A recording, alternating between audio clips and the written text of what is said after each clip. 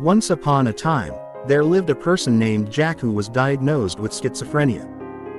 Jack lived a life full of voices in his head and delusions, which often made it hard for him to differentiate between reality and his own imagination.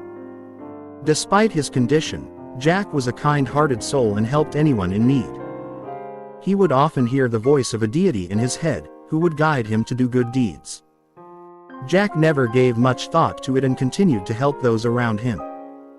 One day, while Jack was wandering through a park, he came across a homeless man who was shivering in the cold.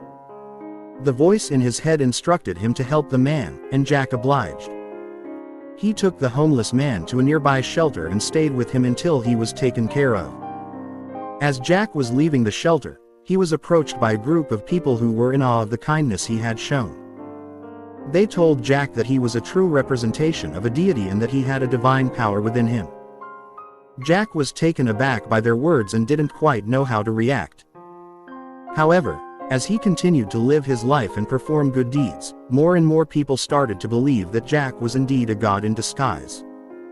They would come to him for guidance, and Jack would always help them with the wisdom he received from the voice in his head.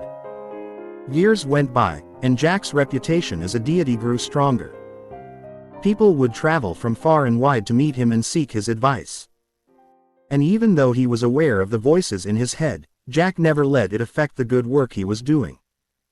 In the end, Jack came to realize that the voice he heard in his head all those years was not just a delusion, but was indeed the voice of a higher power guiding him to do good in the world.